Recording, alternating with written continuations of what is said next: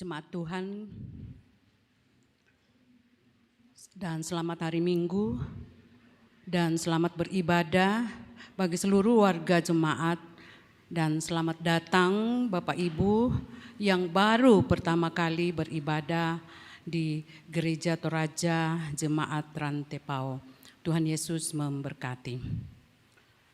Penekanan Warta Jemaat Rantepao Minggu 11 Februari 2024.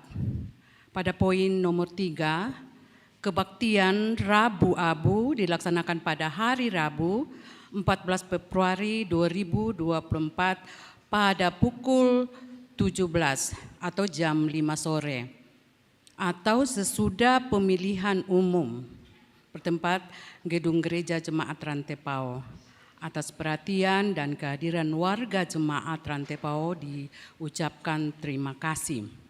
Pada poin nomor 15, kebaktian lansia Jemaat Rantepao dirangkaikan dengan posyandu lansia dilaksanakan pada hari Sabtu 17 Februari pukul 9 di Gedung Pelayanan Jemaat Rantepao.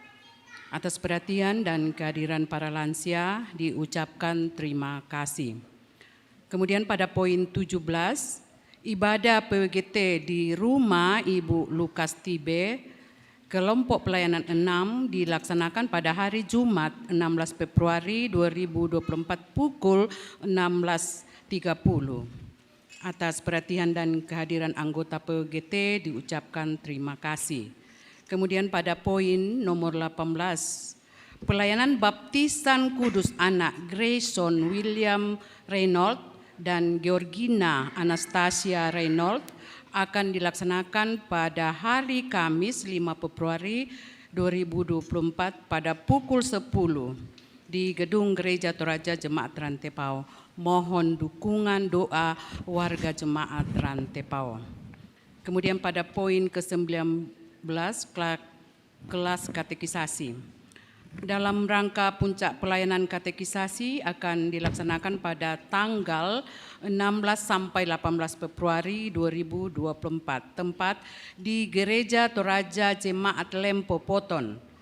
Tempat kebaktian Suluk Klasis Pangala Utara. Mohon dukungan dalam doa pelayanan katekisasi. Kemudian informasi tambahan warta. Disampaikan kepada warga jemaat bahwa pemilihan umum akan dilaksanakan pada hari Rabu 14 Februari 2024 sebagai warga negara yang baik diharapkan hadir di TPS memberikan suara sesuai hati nurani. Jangan lupa membawa KTP elektronik dan surat C pemberitahuan. Atas perhatian diucapkan terima kasih. Kemudian yang kedua, disampaikan setiap komisi-komisi mengadakan rapat sepanjang 1 minggu ke depan. Nah, informasi lainnya lebih lengkapnya silakan Bapak Ibu dan saudara-saudari membaca dalam Warta Jemaat. Selamat beribadah, Roh Kudus menolong kita semua.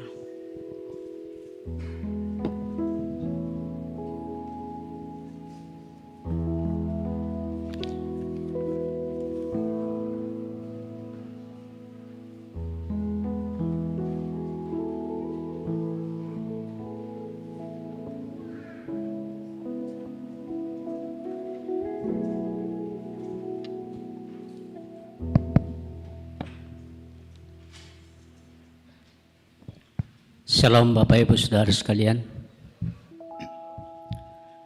Hari ini kita memasuki Minggu Transfigurasi.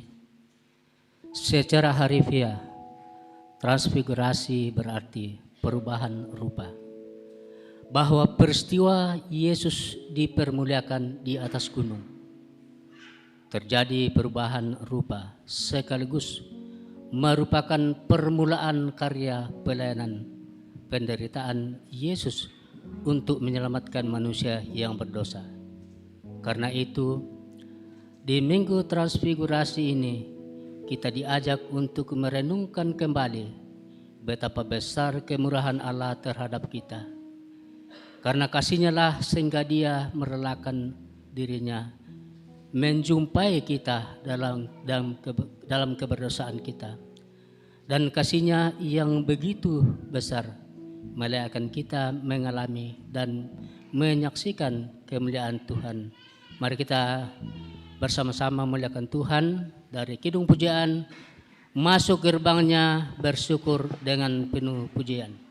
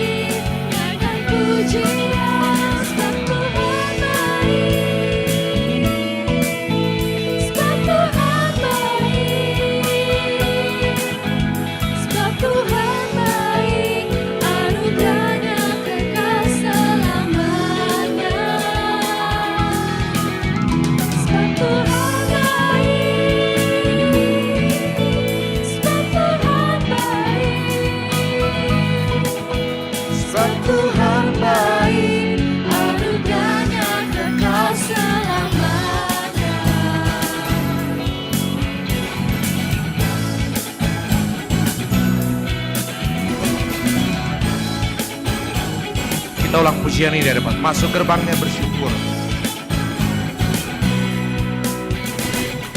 Masuk gerbangnya bersyukur dengan penuh pujian, bersuka di hadiratnya, nyanyi besarkan agung namanya, puji dia kita sangkakala, musik dan tarian,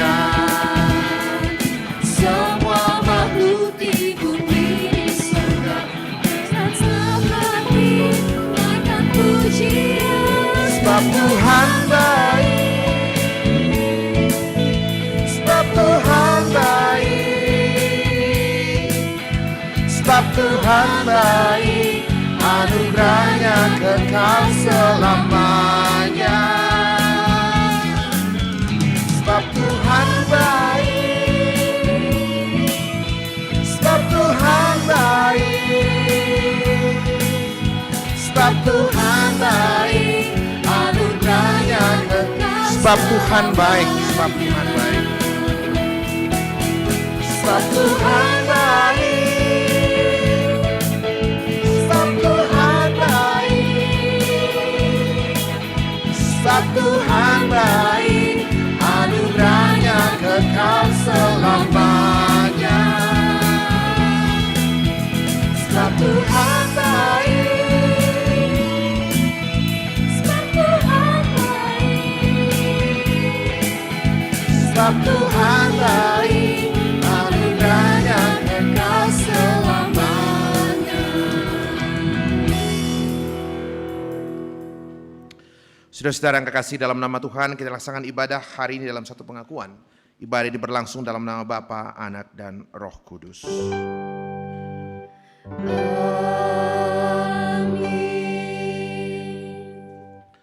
Kasih karunia dan damai sejahtera dari Allah Bapa dan Yesus Kristus dalam persekutuan Roh Kudus menyertai kamu. Silakan duduk kembali. Kita akan membaca Mazmur 50 ayat 1 sampai dengan ayat yang ke-6. Kita baca secara antifonal. Kelompok kiri, kelompok kanan. Yang kelompok kanan itu di sebelah kiri saya, majelis dengan dua bangku ini, kemudian bangku sebelah kanan saya dengan di atas balkon itu kalimat yang dicetak keluar dibaca oleh kelompok kanan, kemudian kalimat yang tercetak ke dalam kelompok kiri. Kita baca secara bergantian, saya baca judulnya kemudian langsung masuk kelompok kanan. Ibadah yang sejati. Kita mulai. Yang Maha Kuasa Tuhan Tuhan Allah berfirman dan memanggil bumi. Dari Sion puncak keindahan, Allah kita datang dan tidak akan berdiam diri.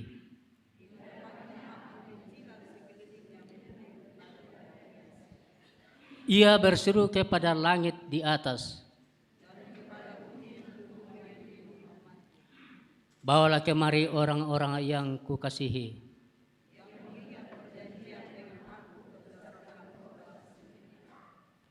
Langit memberitakan keadilannya. Amin. Firman Tuhan.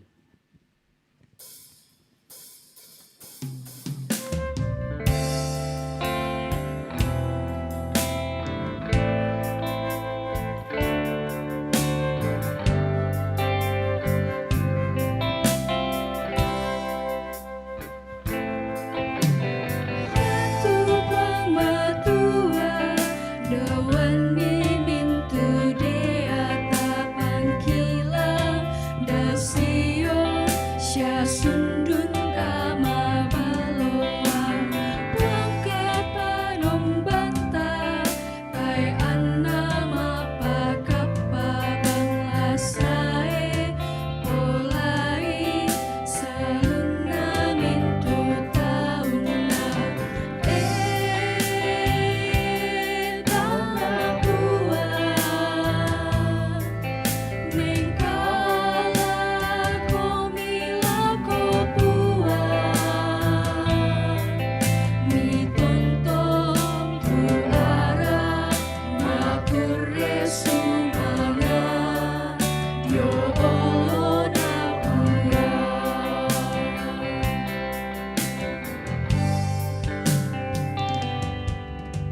Ya tuto mekalu narangi tu kadana pengkumuan aku mo kupuang kapenom bangun kotang meka alu kabiri peadab na pangpudukna usabu tumintu sana kadake tangga buah nekala komila kopuan ni tongtong ku arah makure sumana yo na puan. Jemaat Tuhan, kita berdiri. Dengarkanlah perintah untuk saling mengasihi yang Tuhan anugerahkan bagi kita sekalian. Sabda Tuhan demikian.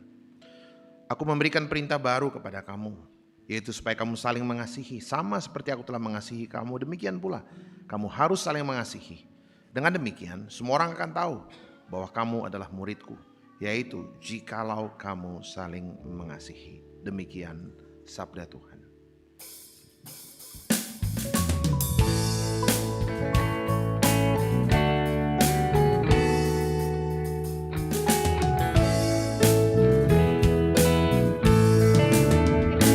Kasih Allah mengikatnya bagi kita umatnya. Kita disatukan oleh Roh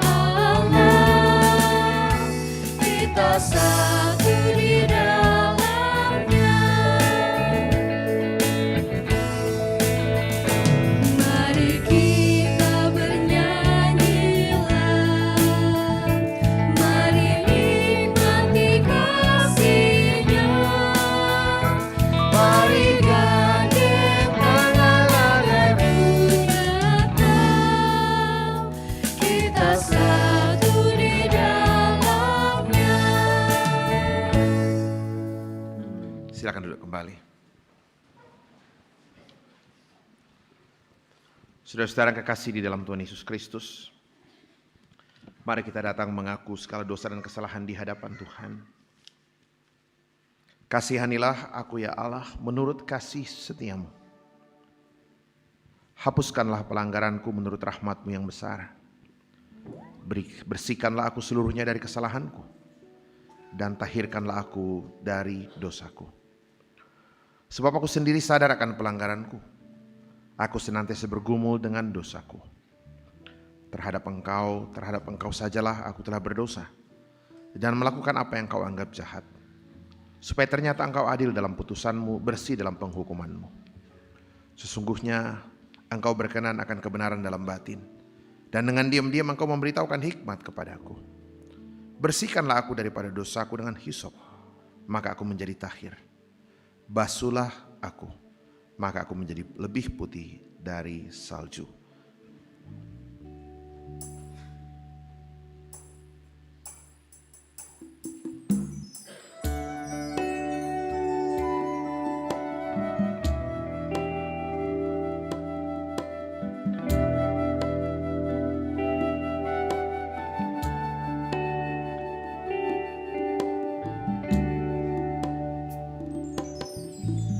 Bakti kalimi opwa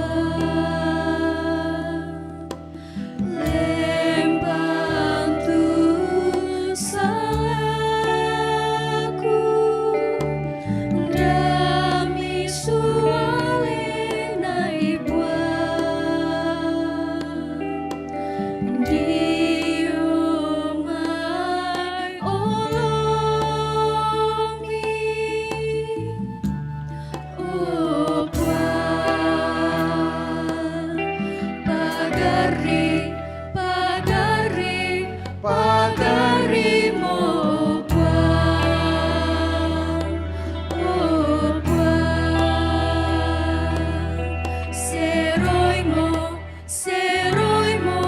seroimo opwa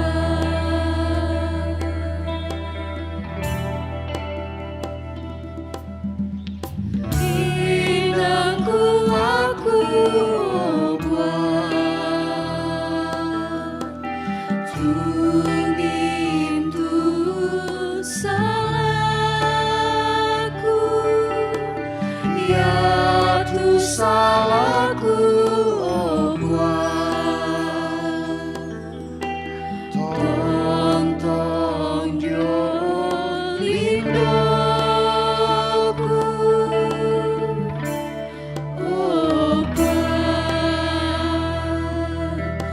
pagari opwa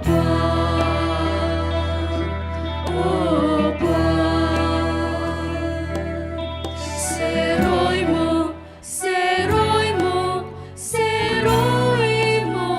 opwa. Saudara-saudara, bagi kita sekalian yang tunduk dalam penyesalan, berita anugerah dari Allah dinyatakan kembali sabda Tuhan demikian. Karena begitu besar kasih Allah akan dunia ini, sehingga Ia telah mengaruniakan anaknya yang tunggal, supaya setiap orang yang percaya kepadanya tidak binasa, melainkan beroleh hidup yang kekal. Demikian sabda Tuhan. Sebab Kau besar.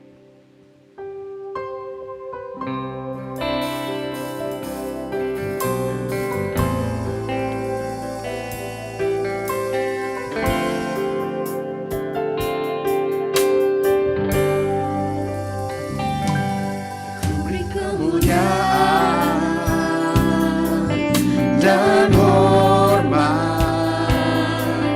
ku angkat suara pujian, ku agungkan nama-Mu, ku beri kemuliaan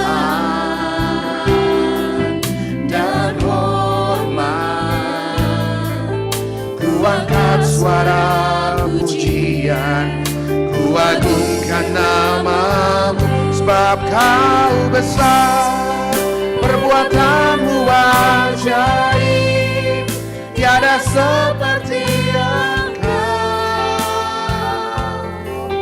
Tiada seperti Engkau, sebab Kau besar, perbuatanmu ajaib.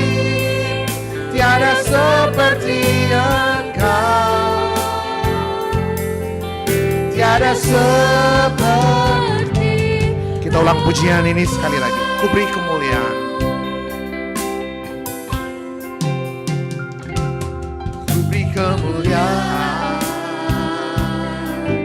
dan hormat. Ku angkat suara pujian, ku agungkan namamu. Ku beri kemuliaan dan hormat. Ku angkat suara pujian, ku agungkan namamu. Sebab Kau besar, perbuatanmu ajaib. Tiada seperti Engkau, tiada seperti Engkau. Sebab Kau besar, perbuatanmu ajaib. Tiada seperti Engkau, tiada seperti Engkau. Sebab Kau besar, sebab Kau besar, perbuatanmu ajaib. Tiada seperti Engkau, tiada seperti Engkau. Sebab Kau besar, perbuatanmu ajaib. Tiada seperti Engkau, tiada seperti Engkau.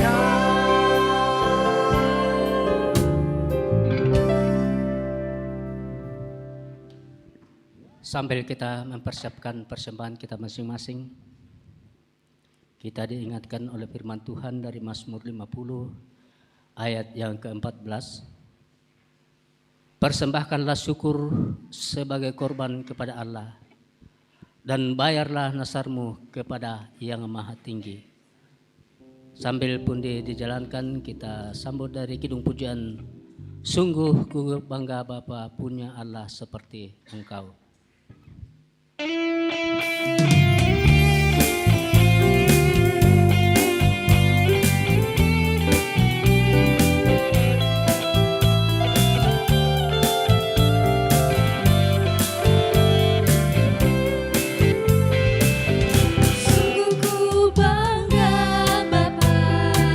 Ada kota persembahan di depan untuk pembangunan.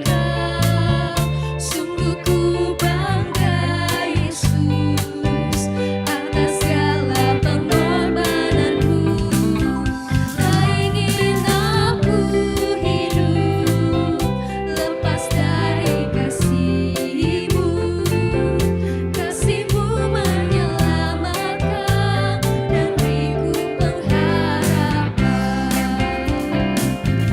Ini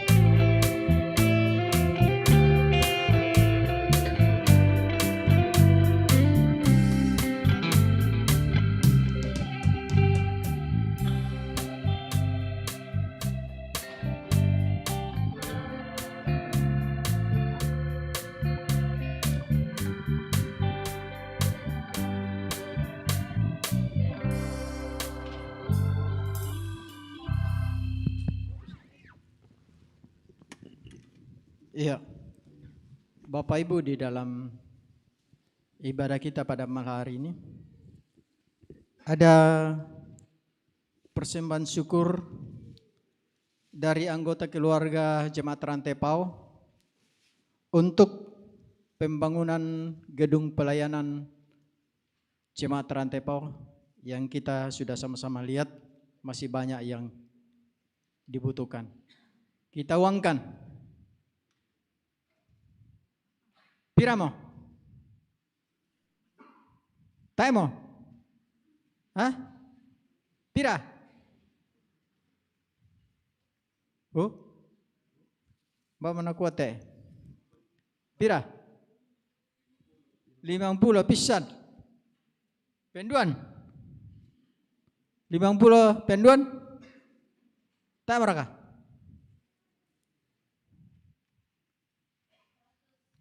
100 penduan, 100 pentalun.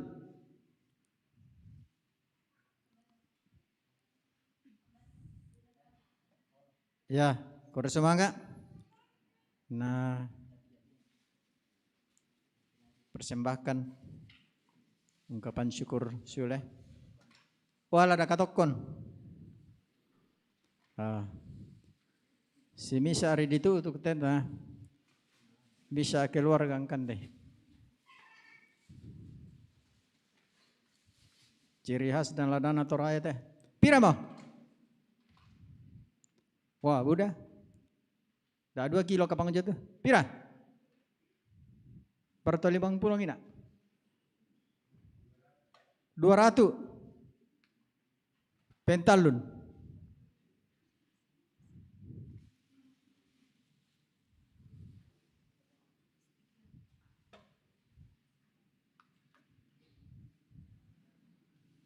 Mas surah-surah aku minta tora lek.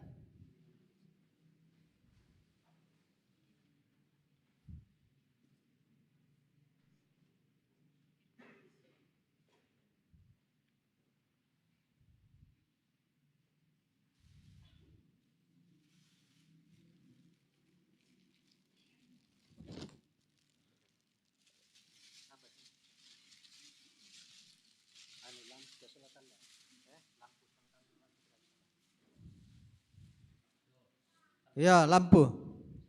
Lampu sola talo kote. Yaitu lampu yang menarangi kote ke mangarani. Yo, ya ke mangarani.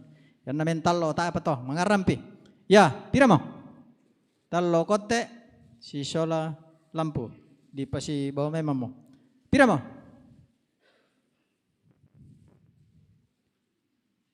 Tak mau? Hah? 100 pisan. 100 pisan. 100 pentalun. Tak amra penduan nah.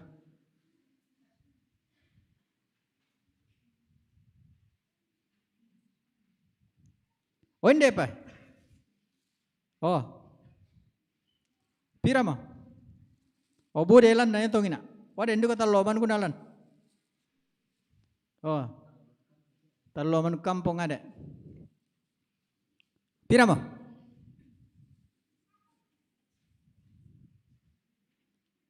Tayo mo? 50. 50? 100 pentalun.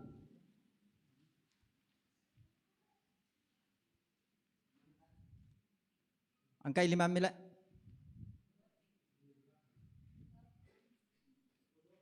Ya nanti anda di belakang doh. Di balkon.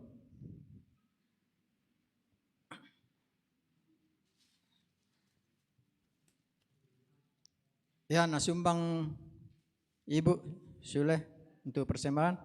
Pira? Markisa.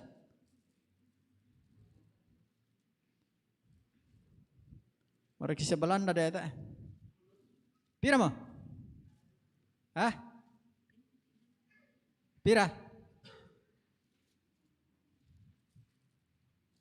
Oh, yan na di just bisa tahu sang kapalan kan deh. Kedi pe bodai wain na. Pira mo? Pira? Hah? 50.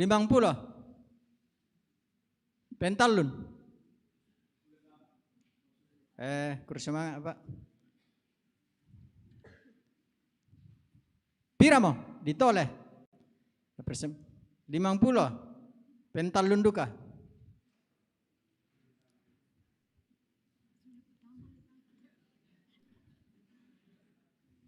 Oh, sila tama plastik. Ya. Ya, kurang semangat lah kalau kita soal nasang.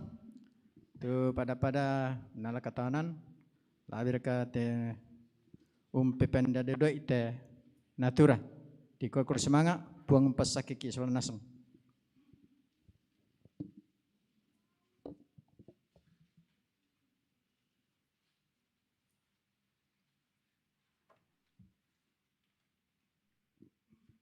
Jemaat Tuhan, mari kita doakan persembahan kita. Kita berdoa. Kami menghampiri hadirat-Mu yang kudus ya Tuhan. Kami datang bersyukur atas kesempatan yang Tuhan anugerahkan kepada kami pada malam hari ini. Untuk bersama-sama beribadah memuliakan Tuhan. Pun kami bersyukur kepadamu. Kami telah diperkenankan oleh Tuhan membawa persembahan kami. Tuhan berkenan memberkati persembahan kami, baik untuk kelebaran akan firman-Mu, baik untuk persembahan melalui kotak persembahan pembangunan gedung jemaat Rantepao, maupun naturah yang dipersembahkan oleh jemaat-Mu. Kami mohon Tuhan berkenan menerimanya, Tuhan berkenan memberkatinya. Biarlah semuanya itu berbau harum di hadirat-Mu. Juga kami berdoa untuk kehidupan kami persembahkan kepadamu ya Tuhan. Biarlah semuanya itu berkenan di hadirat Tuhan. Ini doa kami, ini permohonan kami, ini ucapan syukur kami. Dalam nama Yesus Kristus kami datang kepadamu. Amin.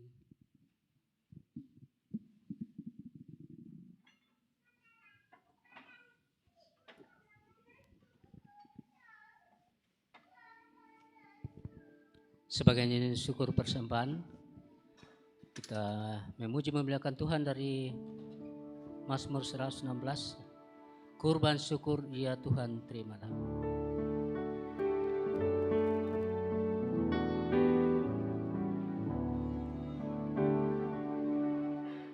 Kurban syukur ya Tuhan terimalah dalam rumah-Mu di tengah umat-Mu. Kini ku bayar janji dan nasarku ya di Yerusalem. Haleluya.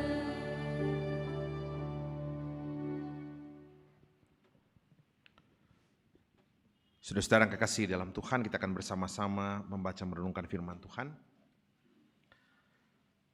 Sebelumnya, mari kita tunduk kepala, kita berdoa untuk pemberitaan firman. Kita berdoa.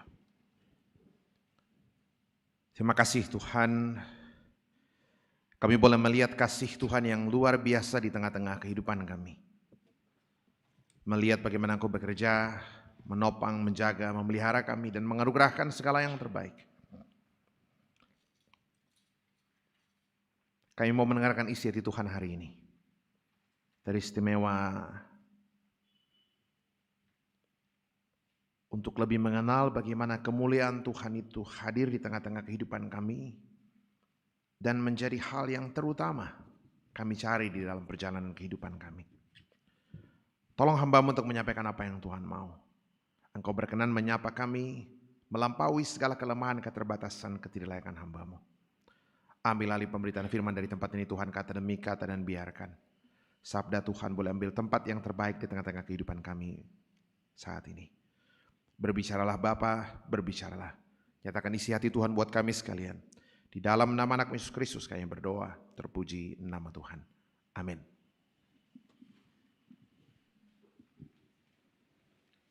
Firman Tuhan dari 2 Raja-Raja pasal 2 ayat 1 sampai dengan ayat yang ke-12. 2 Raja-Raja pasal 2 ayat 1 sampai dengan ayat yang ke-12. Firman Tuhan. Elia naik ke surga. Menjelang saatnya Tuhan hendak menaikkan Elia ke surga dalam angin badai. Elia dan Elisa sedang berjalan dari Gilgal. Berkatalah Elia kepada Elisa, "Baiklah tinggal di sini, sebab Tuhan menyuruh aku ke Betel." Tetapi Elisa menjawab, "Demi Tuhan yang hidup dan demi hidupmu sendiri, sesungguhnya aku tidak akan meninggalkan engkau." Lalu pergilah mereka ke Betel. Pada waktu itu keluarlah rombongan nabi yang ada di Betel mendapatkan Elisa. Lalu berkatalah mereka kepadanya, "Sudahkah engkau tahu bahwa pada hari ini tuanmu akan diambil daripadamu oleh Tuhan terangkat ke surga?" Jawabnya, "Aku juga tahu." "Diamlah," berkatalah Elia kepadanya. "Hai Elisa, baiklah tinggal di sini, sebab Tuhan menyuruh aku ke Yeriko." Tetapi jawabnya, "Demi Tuhan yang hidup dan demi hidupmu sendiri, sesungguhnya aku tidak akan meninggalkan engkau." Lalu sampailah mereka di Yeriko. Pada waktu itu mendekatlah rombongan nabi yang ada di Yeriko kepada Elisa serta berkata kepadanya, "Sudahkah engkau tahu bahwa pada hari ini tuanmu akan diambil daripadamu oleh Tuhan terangkat ke surga?" Jawabnya, "Aku tidak tahu." "Diamlah," berkatalah Elia kepadanya. "Baiklah, tinggal di sini, sebab Tuhan menyuruh aku ke sungai Yordan." Jawabnya, "Demi Tuhan yang hidup dan demi hidupmu sendiri, sesungguhnya aku tidak akan meninggalkan engkau." Lalu berjalanlah keduanya.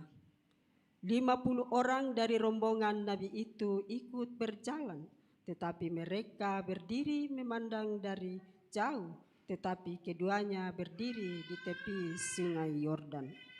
Lalu Elia mengambil jubahnya, digulungnya, dipukulkannya ke atas air itu, maka terbagilah air itu ke sebelah sini dan ke sebelah sana, sehingga menyeberanglah keduanya dengan berjalan di tanah yang kering.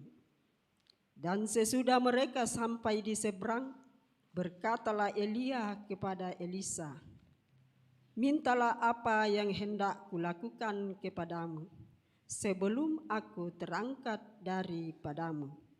Jawab Elisa, "Biarlah kiranya aku mendapat 2 bagian dari rohmu." Berkatalah Elia, "Yang kau minta itu adalah sukar. Tetapi jika engkau dapat melihat aku terangkat daripadamu, akan terjadilah kepadamu seperti yang demikian. Jika tidak, tidak akan terjadi." Sekarang mereka berjalan terus sambil berkata-kata. Tiba-tiba datanglah kereta berapi dengan kuda berapi memisahkan keduanya. Lalu naiklah Elisa ke surga dalam angin badai. Ketika Elisa melihat itu, maka berteriaklah ia, "Bapakku, Bapakku, kereta Israel dan orang-orangnya yang berkuda." Kemudian dilihatnya lagi, lalu direngutkannya pakaiannya dan dikonyakannya menjadi 2 konyakan. Amin, firman Tuhan. Pembacaan yang kedua dari 2 Korintus pasal 4 ayat 3 sampai 6. 2 Korintus pasal 4 ayat 3 sampai 6. Jika Injil yang kami beritakan masih tertutup juga, maka ia tertutup untuk mereka yang akan binasa, yaitu orang-orang yang tidak percaya, yang pikirannya telah dibutakan oleh ilah zaman ini, sehingga mereka tidak melihat cahaya Injil tentang kemuliaan Kristus yang adalah gambaran Allah. Sebab bukan diri kami yang kami beritakan, tetapi Yesus Kristus sebagai Tuhan dan diri kami sebagai hamba-Mu karena kehendak Yesus. Sebab Allah telah berfirman, dari dalam gelap akan terbit terang. Ia juga yang membuat terangnya bercahaya di dalam hati kita, supaya kita beroleh terang dari pengetahuan tentang kemuliaan Allah yang nampak pada wajah Kristus. Haleluya.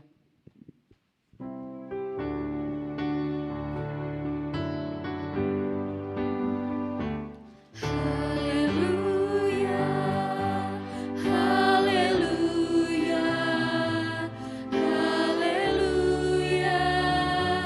haleluya, haleluya, haleluya, haleluya, haleluya.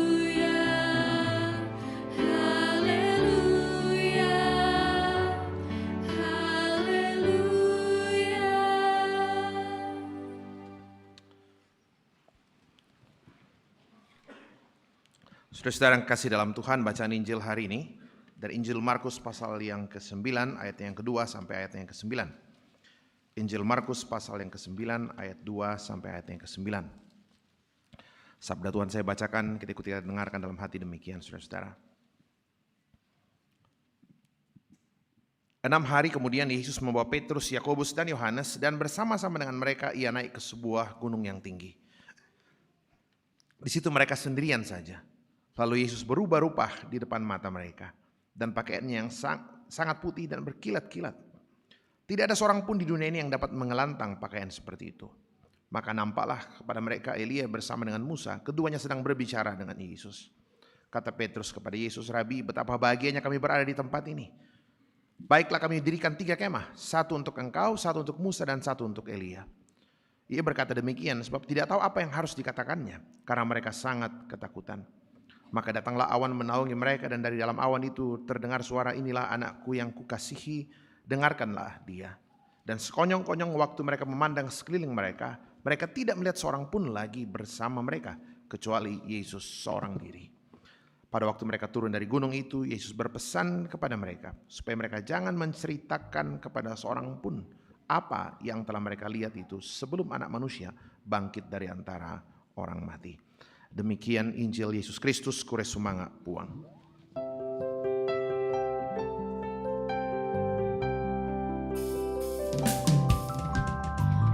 Kure sumanga puang,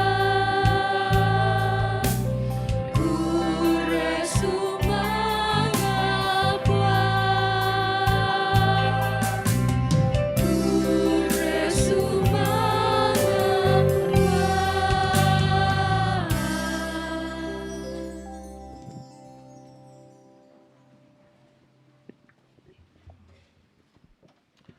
Saudara-saudara yang kekasih dalam Tuhan, saya mau bertolak dari bacaan yang pertama yang jadi bahan utama di dalam tema ini. Ayat 9 saudara-saudara, ini cerita perpisahan Elia dengan Elisa. Elisa itu dilantik, dipilih oleh Tuhan satu Raja-Raja pasal 19 setelah peristiwa di Gunung Horeb, dan ini saat perpisahan mereka. Elia akan digantikan oleh Elisa. Saya bacakan saudara-saudara. Ayat 9 ya. Dan sesudah mereka sampai di seberang Sungai Yordan, berkatalah Elia kepada Elisa, mintalah apa yang hendak kulakukan kepadamu sebelum aku terangkat daripadamu. Minta apa yang saya berikan. Elia ini sakti sekali saudara-saudara. Ya. Semua hujan dia bisa stop, kapan dia mau bilang stop hujan, kapan dia mau turunkan. Gitu. Luar biasa, dia bisa minta api dari langit turun. Waktu bertempur dengan 450 Nabi Baal. Mintalah Elisa, apa yang kau mau?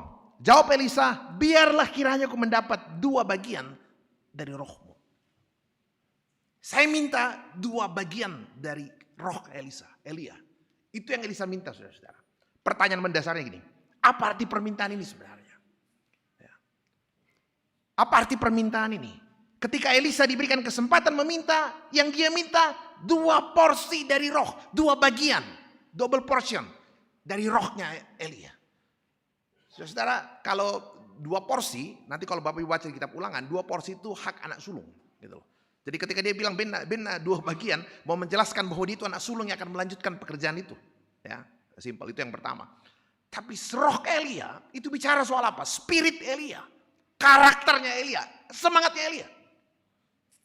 Jadi pertanyaan paling mendasar saudara-saudara, apa arti permintaan itu sebenarnya? Sekali lagi, ketika Elisa diberikan kesempatan untuk meminta, yang dia minta adalah 2 bagian, 2 porsi dari spirit Elia, rohnya Elia, keberaniannya Elia, karakternya Elia. Saudara-saudara, apa artinya ini? Ini permintaan ini. Jadi kalau saya coba lihat beberapa tafsir yang menarik, saya bilang rupanya yang menonjol dari Elia itu apa? Keberaniannya. Dia pernah bertempur dengan 450 Nabi Baal di atas Gunung Karmel. Bayangkan, luar biasa. Dia melawan 450 Nabi Baal. Ketika seluruh umat Israel sudah sujud menyembah Baal, dia sendirian tetap tegak kepada Tuhan. Dia bisa tegak lurus di tengah-tengah ketika semua orang sudah menyimpang, dia terus terarah kepada Tuhan. Jadi luar biasa. Jadi karakter Elia bicara soal apa? Karakternya yang luar biasa, keberaniannya luar biasa. Dia punya keberanian yang luar biasa, dia juga punya keteguhan hati yang luar biasa. 1 Raja-Raja pasal 19, waktu dia merasa lemah, dikejar Ahab dan Isabel, dia berjalan menuju Gunung Horeb, Gunung Sinai, berjalan 40 hari 40 malam untuk berjumpa dengan Tuhan supaya dia dapat kekuatan dari Tuhan. Dibayangkan itu luar biasa. Karakter Elia yang terlihat di dalam diri Elia apa? Keberanian yang luar biasa, keteguhan hati yang luar biasa, dan juga apa? Belas kasihan. Waktu janda di Sarfat tidak punya makanan, yang tinggal hanya sedikit tepung dan minyak, ingat cerita itu? Nah, Elia katakan roti dan berikan saya roti. Kemudian janda di Sarfat bilang, "Ta'alimu itu apa ini? Hanya tinggal ini. Setelah itu kami akan makan dengan anakku. Setelah itu kami mati sebab tidak ada lagi tepung dan minyak untuk makan buat roti besok hari." Elia membuat mujizat hari itu. Nah, Elia, aku bang mau katakan dulu, kalau kau percaya, kau buat saya dulu, dan kau percaya tepung dan minyak dalam buli-buli tempat itu tidak akan pernah habis sampai musim hujan kembali datang. Dan betul. Gitu. Jadi coba bayangkan saudara-saudara, dan banyak sekali cerita Elia. Nah, saudara-saudara, itu pertanyaan paling penting. Ya. Jadi apa arti permintaan ini? 2 bagian, 2 porsi, 2 bagian dari spirit, semangat, karakter Elia.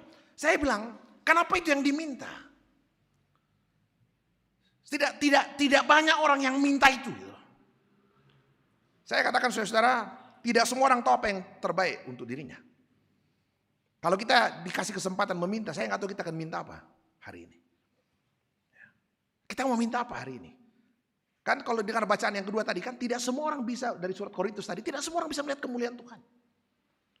Tidak semua orang tahu apa yang terbaik. Kalau hari ini kita semua dikasih kesempatan nih, peta ada mangi. Kira-kira kalau Tuhan kasih kesempatan kita minta sesuatu hari ini, coba kita tanya apa itu peta ada. Mungkin ada yang sudah pikir anaknya, kapan kawin anakku ini dan segala macam. Coba pikir aja. Yang diminta Elisa apa? Karakter, keberanian, keteguhan hati, belas kasihan, bukan yang lain. Tidak semua orang tahu saudara-saudara apa yang dia mau minta. Ibu murid Tuhan Yesus, istri Zebedeus, ibu Yohanes dan Yakobus, pernah meminta kepada Tuhan kan? Tuhan, kalau boleh nanti yang bisa jago sebagai raja dah kok, kalau boleh anakku di sebelah kiri dan sebelah kanan. Tuhan bilang, kau nggak tahu apa yang kau minta gitu. Tidak semua orang tahu apa yang terbaik buat dirinya. Beda dengan Salomo. Salomo dikasih kesempatan, Tuhan bilang, Salomo kau masih muda, oke, sekarang kau sudah jadi raja, minta satu. Apa yang dia minta? Alkitab mengatakan 1 Raja-Raja pasal 3, dia tidak minta kekuasaan, dia tidak minta nyawa musuhnya, dia juga tidak minta umur panjang. Dia nggak minta umur panjang, dia nggak minta nyawa musuh, dia nggak minta harta kekayaan, dia nggak minta yang lain. Yang dia minta satu aja, Tuhan, berikan hati saya hati yang faham untuk mengenal mana kehendak Tuhan dan mana yang bukan. Dan Tuhan bilang luar biasa yang kau minta. Karena luar biasa yang kau minta, berkenan di mata Tuhan yang kau minta, maka yang tidak kau minta pun kuberikan. Coba yang kata. Jadi ini biasa gue ke tengah-tengah nanti gue sama sembahyang nanti tak share ke nopom terus saya nggak ada waktu tanggal nanti pandita. Coba bayangkan saudara. Jadi buat saya itu menarik sekali hari ini ya. Kenapa penting sekali? Apa arti permintaan itu saudara-saudara? Apa arti permintaan? Saya bilang gini, Elisa itu tahu Elia bukan orang kaya, emang betul. Elisa tahu bosnya gurunya ini bukan orang kaya. Tapi Elisa juga tahu, Elia itu bisa bikin apa saja. Coba bayangkan kan, kalau lihat itu, dia bisa bikin minyak tidak pernah habis. Mau bayangkan itu setiap kali hitung ke apa natas udah lebih mulai lama sugila langan kita kayak bimuli terus. Coba bayangkan. Ya. Tapi kan nanti teman-teman Bapak Ibu lihat cerita setelah zamannya Elia, setelah zamannya Elisa, mulai satu raja-raja lalu itu kan betul-betul mirip dengan Elisa gitu, karakternya. Nah, saudara kekasih dalam Tuhan. Jadi saya katakan, Elisa tahu Elia memang bukan orang kaya. Kalau minta duit ke Elia, tak asing juga Elia. Tapi Elisa tahu, Elia itu orang hebat sekali dan dia bisa bikin apa saja. Dan saya katakan, kalau hari ini dia minta 2 porsi, 2 bagian dari spirit karakter Elia, saya bilang sederhana. Seorang penafsir mengatakan, Elisa minta itu sebab Elisa tahu dia akan menjadi pengganti Elia memimpin umat Israel. Dan Elisa tahu yang paling dibutuhkan dirinya sebagai seorang pemimpin yang akan menopang kehidupan umat Israel, hal yang paling penting supaya hidupmu bisa berguna buat orang lain bukan harta, kekuasaan, jabatan, tapi apa? Karakter yang berani, tegas, teguh, dan punya belas kasihan. Dia nggak minta yang lain. Jadi saya katakan luar biasa. Elisa tahu dia akan menjadi pelanjut dari Elia, dan karena itu yang dia minta apa? Dia nggak minta yang lain. Yang dia minta apa? Karakternya Elisa. Karakter dari Elia. Yang berani, teguh, punya belas kasihan, peduli dengan orang. Itu yang dia minta. Dia nggak minta yang lain, saudara-saudara. Jadi saya berpikir, ya, itu yang kemudian kelihatan dalam diri Elisa. Kalau Bapak Ibu baca cerita selanjutnya, ya, itu yang terkelihatan dalam diri Elisa. Waktu ada perempuan Sunem, peristiwa di Sunem, bukan Sunem. Sebelumnya, seorang ibu yang kehilangan suaminya, punya 2 anak, terlilit hutang. Dia datang sama Elisa, Elisa bilang, mau tumbari. Dia bilang, saya banyak utang. Dan penagih utang sudah datang, akan mengambil 2 anakku untuk diambil sebagai budak untuk menebus hutang kami. Elisa bilang apa? Mirip sekali dengan Elia cara kerjanya. Dia bilang apa? Apa yang ada di situ? Ada sedikit minyak dalam buli-buli. Dia bilang oke, kalau begitu ambil semua bejana kosong di dalam rumahmu. Dan kalau boleh kumpulkan semua bejana yang ada di tetanggamu. Jangan terlalu sedikit, budai. Semua bejana kosong. Dan minyak sedikit dalam buli-buli itu dituangkan. Tidak pernah habis sampai seluruh bejana itu penuh. Dan kemudian Elisa mengatakan oke, jual semua minyak itu, pakai bayar hutangmu, selebihnya kau pakai hidup dengan anak-anakmu. Nah, coba bayangkan saudara, saya bilang luar biasa ya. Saya dulu suka waktu mulai baca cerita ini, saya bilang, wah mirip bang peliti cerita Elia dengan Elisa.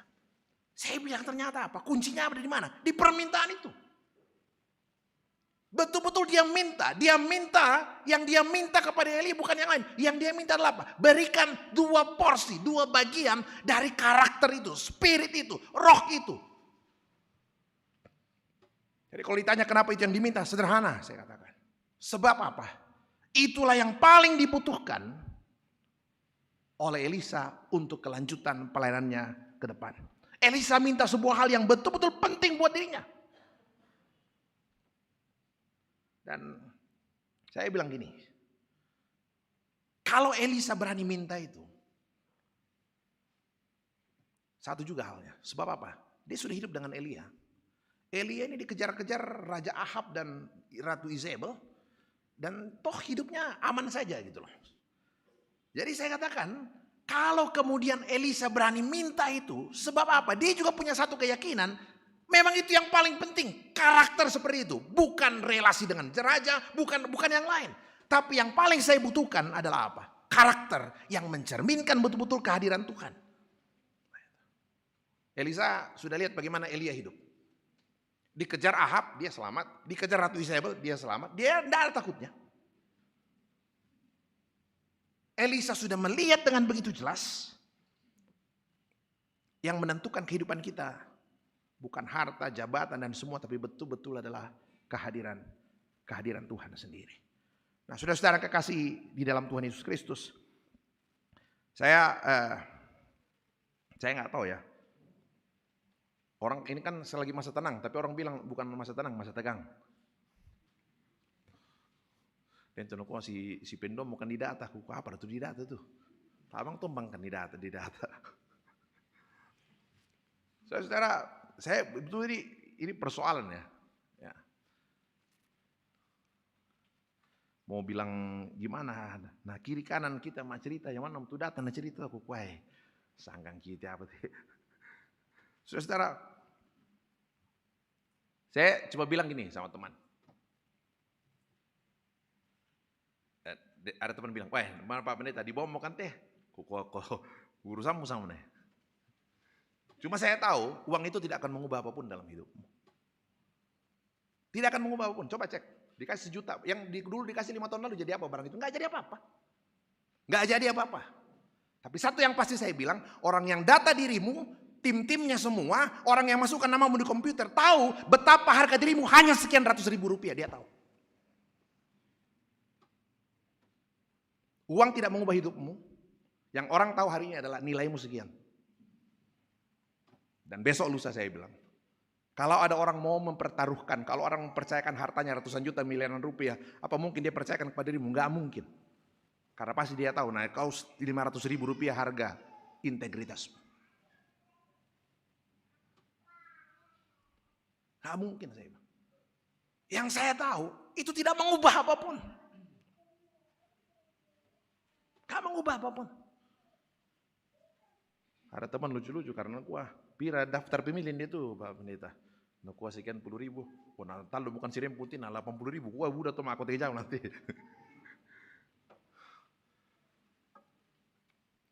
Nah saya buat itu penting saudara. Yang Elisa cari karakter itu. Ternyata yang paling dibutuhkan bukan yang lain. Karakter yang berani, teguh, dan punya belas kasihan. Saudara, Yusuf ingat ya. Yusuf itu dijual sebagai budak ke Mesir. Tapi kemudian jadi penguasa di Mesir. Coba bayangkan hidupnya ya. Dijual sebagai budak di Mesir, ya, ke rumah Potifar jadi pembantu di sana, posisinya bagus, difitnah sampai masuk penjara. Dijual sebagai budak, datang ke Mesir sebagai orang buangan, sebagai budak. Tapi ending, akhir dari kisah hidup Yusuf adalah dia hadir sebagai penguasa di Mesir. Pertanyaannya, apa yang buat dia hadir sebagai penguasa? Ada kenalan ke di sana? Tidak ada. Ada keluarga ke di sana? Tidak ada. Ada orang dalam ke di sana? Tidak ada orang dalamnya. Nggak ada siapa-siapa. Dia nggak punya kenalan di sana, datang sebagai orang buangan, dijual sebagai budak, tidak ada apa-apa. Betul-betul datang sebagai seorang asing di Mesir. Pertanyaannya, apa yang buat Yusuf jadi seorang penguasa di Mesir? Saya bilang sederhana, karakter Allah hadir di dalam hidupnya. Waktu dia terjemahkan mimpi Firaun, ya kan? Waktu dia terjemahkan, kan dia diambil dari penjara. Firaun bilang, tambah itu, siapa yang terjemahkan mimpi? Dia bicara depan Firaun. Langsung habis dia bicara, Firaun bilang, coba lihat. Di mana kita bisa dapat orang seperti ini?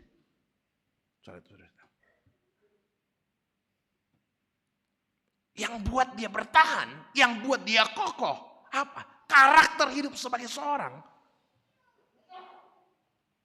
hamba Tuhan.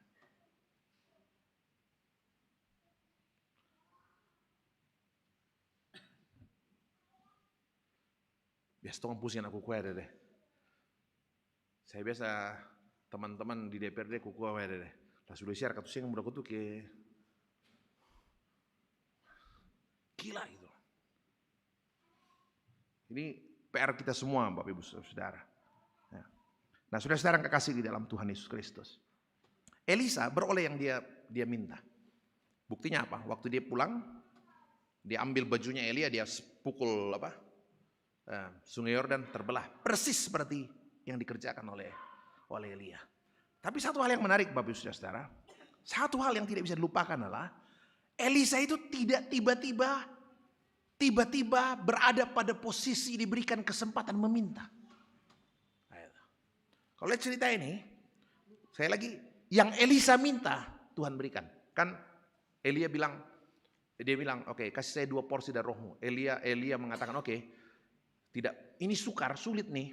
Tapi kalau kau bisa lihat saya diangkat ke atas, saya bisa mualat ya. Dan betul dia dapat gitu ya. Tapi saudara-saudara, satu yang menarik dari cerita ini, kalau kita baca cerita ini dengan baik, Elisa tidak tiba pada posisi tiba-tiba langsung dikasih kesempatan meminta. Tidur malam ini dan besok pagi tiba-tiba Tuhan bilang, pendeta Alfred, apa lompet ada? Enggak. Satu proses yang panjang di mana dibentuk Tuhan untuk kemudian tiba pada satu privilege, satu kesempatan di mana dia bisa meminta hal yang terbaik dia inginkan. Tidak ujuk-ujuk bangun pagi tiba-tiba Kalau lihat cerita ini saudara-saudara, 3 kali Elia bilang sama dia, Elia bilang sama dia, pertama dia bilang saya mau ke Betel, Toromoko. Dia bilang enggak. Demi hidupku, demi hidupmu, saya harus ikut. Tiba lagi di mana? Di Gilgal. Dia bilang, oke. Elia bilang, Toromoko. Lamalen ate, Toromoko. Dia bilang, enggak, saya harus ikut. 3 kali. Terakhir mau ke Jordan. Elia bilang, Elisa, Toromoko. Harusnya Elisa patuh nih. Apalagi kan dia murid, Toromoko. Dia bilang, enggak. Demi hidupku, demi hidupmu, saya enggak akan tinggal. Saya akan ikut terus. Coba bayangkan. Dia tidak berhenti. Yang digambarkan dari cerita ini apa? Kesetiaan, kegigihan untuk betul-betul berada pada jalur yang Tuhan inginkan di dalam hidupnya. Elia bilang tinggal, enggak, dia ikut.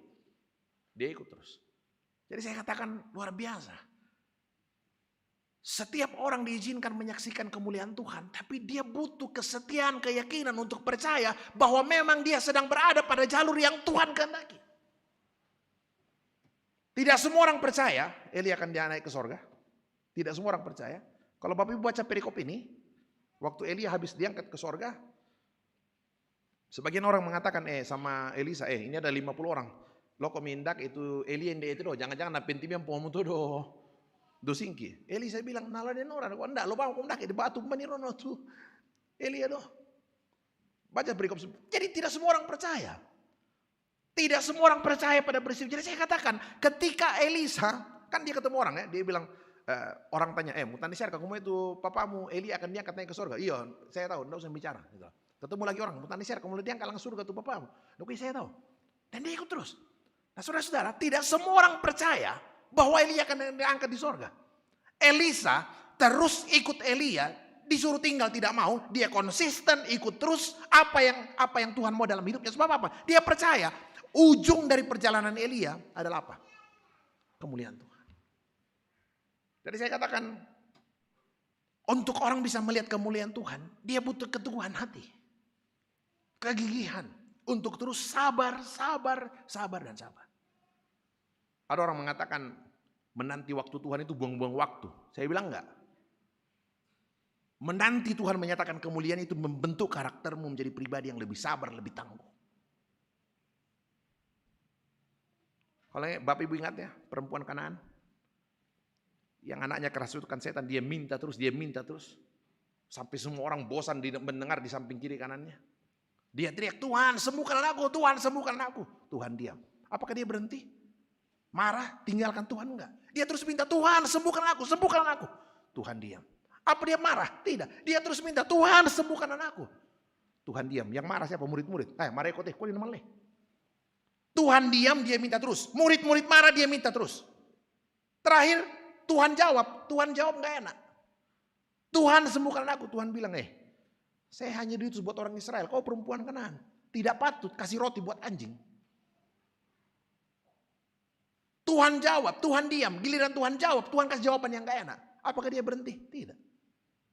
Dia bilang apa? Benar Tuhan. Tapi anjing itu makan remah-remah yang jatuh dari meja tuannya. Tuhan diam, dia minta terus. Murid-murid marah, dia minta terus. Tuhan kasih jawaban gak enak, dia minta terus. Sampai akhirnya Tuhan berhenti dan mengatakan, hai ibu besar imanmu, jadi kepadamu seperti yang kau kehendaki. Seketika itu juga anaknya sembuh. Saudara-saudara. Kalau sang ibu berhenti untuk terus mengikut Tuhan, mau jadi apa anaknya? Gak jadi apa-apa.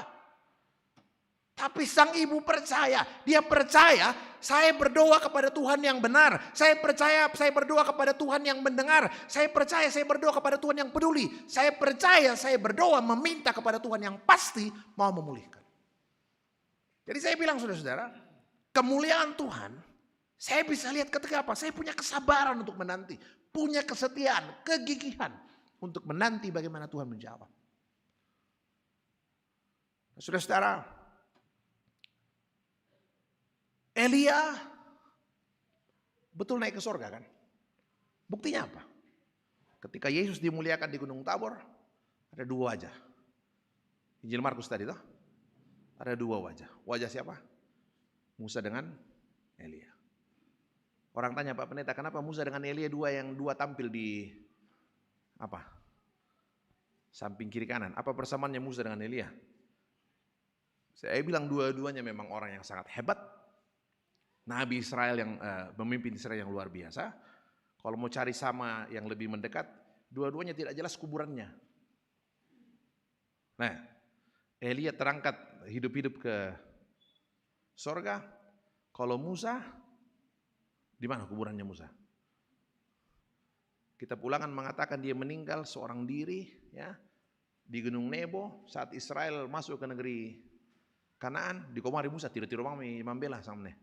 Dia tidak diizinkan melihat anaknya diberkati, dia tidak diizinkan lihat cucunya diberkati, dia cuma lihat dari jauh. Ya.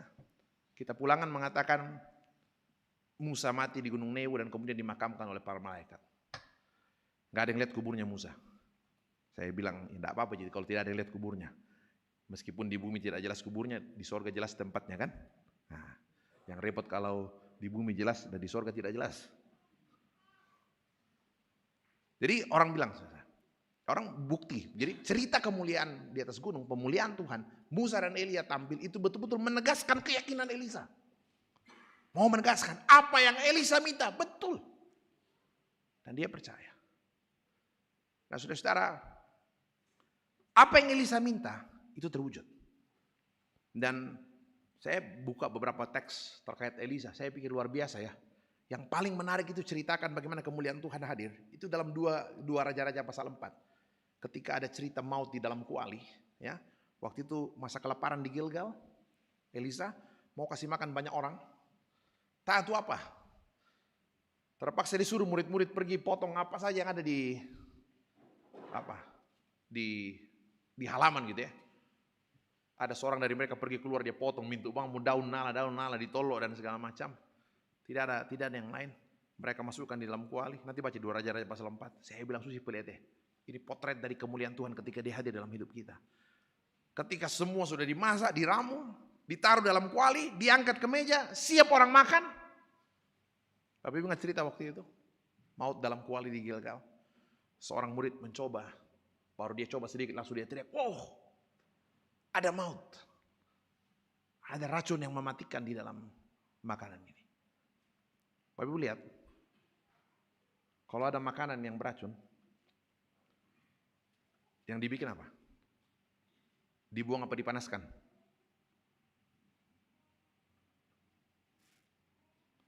Dibuang apa dipanaskan? Kalau ada bubur di rumah enak satu panci gitu kan, kemudian ada kotoran sedikit 1 sendok aja, dimasukkan ke dalam, diaduk, 1 termos teh bisa ada sendok teh, masih bisa dimakan gitu. Ambil kotoran dari belakang kan, bisa cari sendok. Nah 1 termos teh diperkusi di bang, diaduk. Lamore pemerkan deh teh. Coba bayangkan deh ya. Sedikit saja yang kotor itu merusak seluruhnya. Itu yang terjadi. Dalam cerita maut di dalam kuali, apa yang terjadi? Ada racun di dalam makanan itu. Nah tadi apa ikan deh, yang mana lah, yang mana itu bisa dikan deh. Orang sudah mau buang, apa kata Elisa? Jangan, ambilkan sedikit tepung. Tepung rupanya itu bagian dari korban sajian dalam kitab Imamat. Seringkali orang gambarkan sebagai Kristus, tapi itu panjang penafsirannya. Ambilkan sedikit tepung, dia ambil tepung, dia masukkan ke dalam masakan yang mematikan itu. Dan kemudian diaduk. Dan setelah itu semua orang boleh makan. Saya bisa bayangkan, saudara, coba bayangkan. Seperti itu kemuliaan Tuhan. Ketika dia hadir dalam kehidupan yang mematikan. Ketika kemuliaan Tuhan hadir dalam kehidupan yang mematikan. Seluruh keadaan sekelilingnya bisa menjadi lebih baik. Tidak jadi dibuang. Saya bilang, semenakutkan apapun lingkungan sekelilingmu hari ini. Semenggetarkan apapun lingkungan sekelilingmu hari ini. Kalau kau percaya pada kemuliaan Tuhan, akan seperti itu hadirnya. Dia akan merapikan, menghidupkan, menetralkan kembali semua kondisi kehidupan yang sebelumnya sangat mengkhawatirkan dan bisa mematikan kehidupan. Nanti kita pulang ke rumah, mulailah minta. Ya mudah-mudahan Tuhan kasih kita kesempatan minta kan. Minta, pikir-pikirlah. Yang Elisa minta hari ini adalah satu karakter seperti Elia. Karakter yang berani, teguh, punya belas kasihan. Tuhan menolong saudara-saudara, Tuhan memberkati kita sekalian. Kita masuk dalam saat teduh sejenak.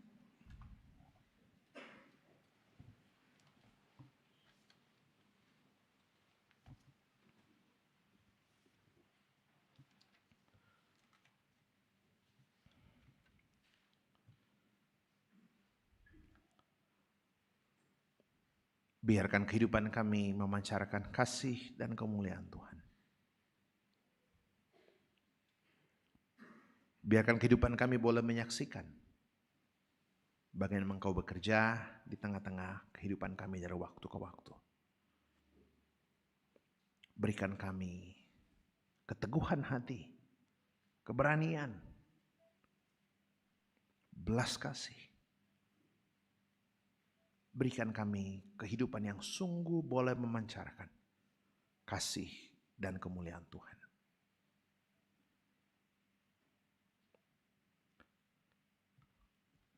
Kita berdoa syafaat saudara-saudara. Terima kasih ya Tuhan atas penyertaan-Mu yang luar biasa besar boleh kami nikmati bersama-sama. Teruskan kasih-Mu di tengah-tengah kehidupan seluruh jemaat-Mu.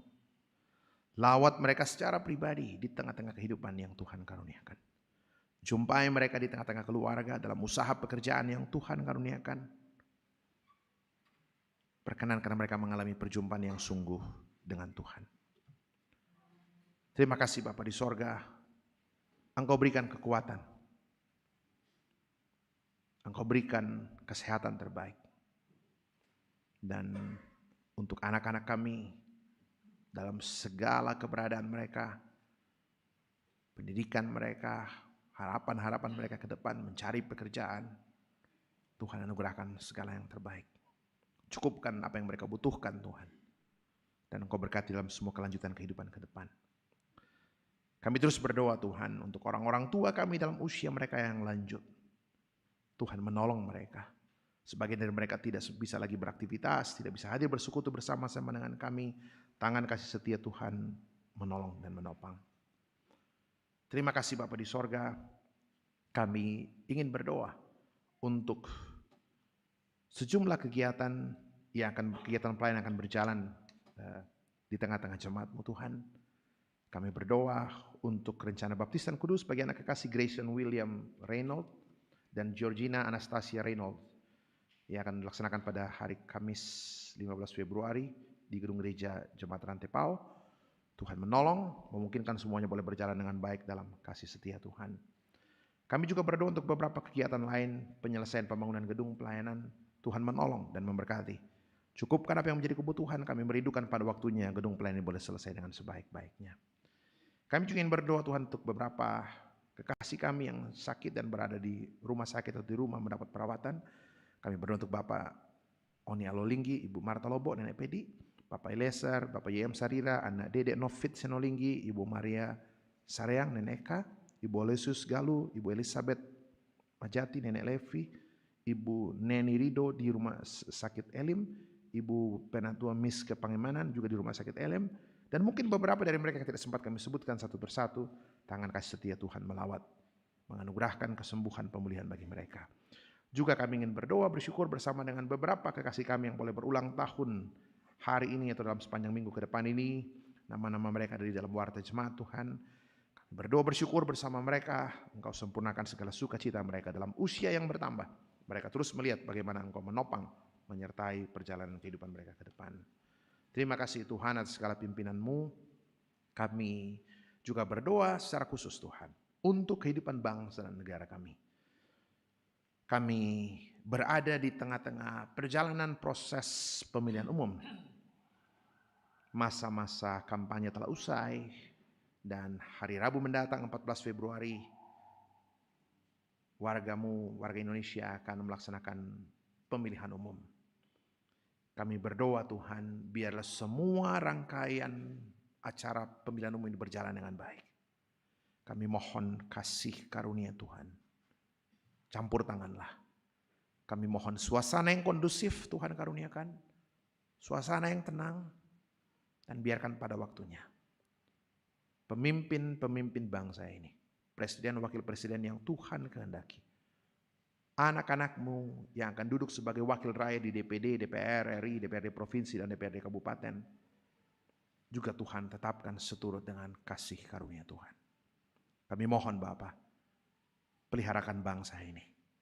Agar terus berjalan ke depan di dalam penjagaan perlindungan Tuhan sendiri. Secara khusus kami berdoa untuk beberapa anak-anak-Mu Tuhan yang memberi diri mereka untuk diajukan, dipertimbangkan sebagai wakil rakyat. Tuhan kami mohon, perlengkapi mereka dalam kasih-Mu. Berikan hikmat-Mu, hati yang sungguh paham mengerti tentang kehendak Tuhan. Dan Tuhan memungkinkan seluruh anak-anak-Mu boleh melihat kasih kemuliaan-Mu di tengah-tengah perhelatan demokrasi di tengah-tengah bangsa ini. Kami berdoa untuk mereka bersama dengan segenap keluarga. Terima kasih Tuhan, kami akan melanjutkan seluruh aktivitas kami ke depan. Kami mohon penyertaan pimpinan Tuhan, gereja-Mu, Gereja Toraja, seluruh umat Tuhan di Indonesia, bahkan di seluruh muka bumi ini. Tuhan berkati, bergandengan tangan, kami beriringan, berjalan bersama dalam satu persiarahan bersama-sama untuk mewartakan Injil damai sejahtera di tengah-tengah dunia ini. Ini kami Tuhan, dengarkanlah. Di dalam nama anak-Mu Yesus Kristus, Tuhan Kepala Gereja Juru Selamat kami, Tuhan yang sudah mengajar kami berdoa demikian. Bapa kami,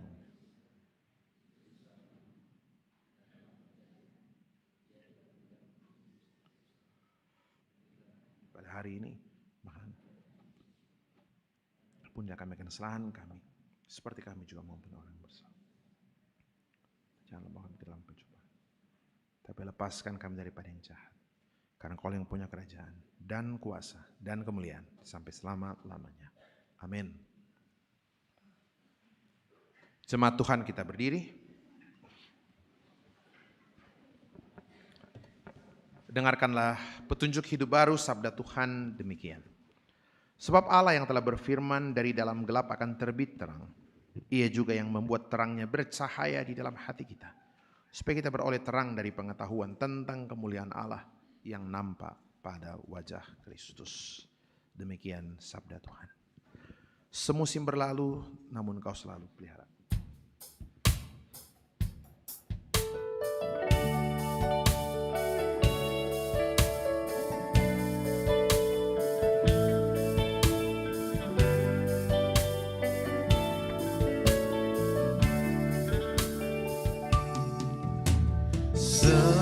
Semusim berlalu, namun Kau selalu peliharaku.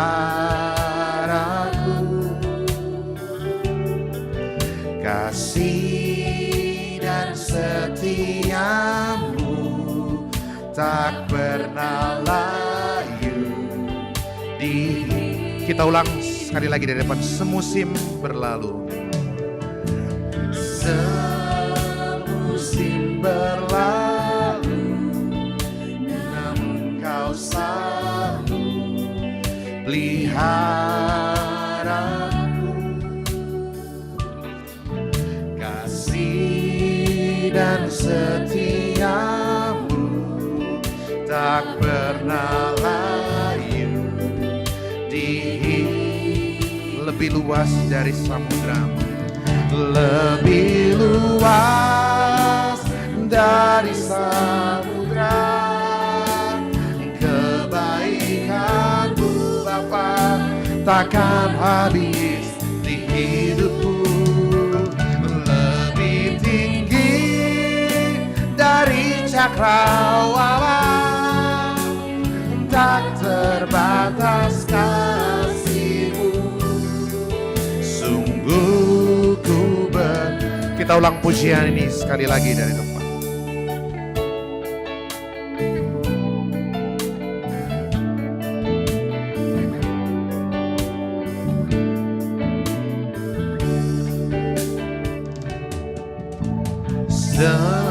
Semusim berlalu, namun Kau selalu pelihara.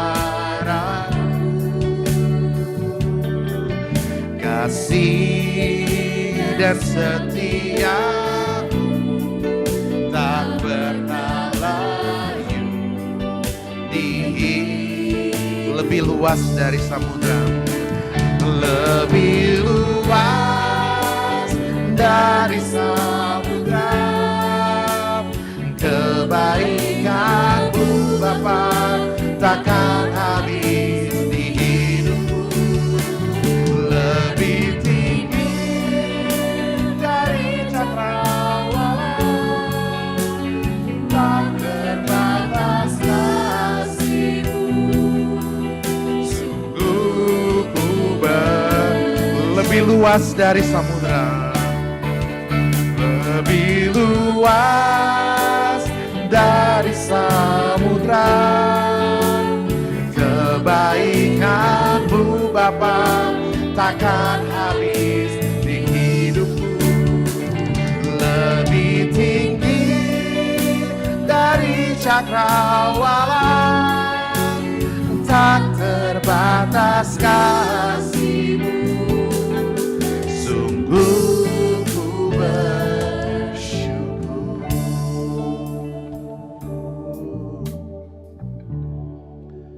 Saudara-saudara yang kekasih, pergilah dan jadikanlah hidupmu sebagai saksi kemuliaan-Nya. Saya siap menjadi saksi kemuliaan-Nya. Saudara-saudara yang kekasih, arahkan hati pikiranmu kepada Tuhan, buka hatimu dengan penuh kesungguhan dan kerendahan, terimalah berkat-Nya. Tuhan memberkati engkau dan melindungi engkau. Tuhan menyinari engkau dengan wajah-Nya dan memberikan engkau kasih karunia. Tuhan menghadapkan wajah-Nya kepadamu dan memberi engkau damai sejahtera. Haleluya. Amin. Sebagai nyanyian syukur dari Kidung Jemaat 426, kita harus membawa berita pada dunia dalam gelap.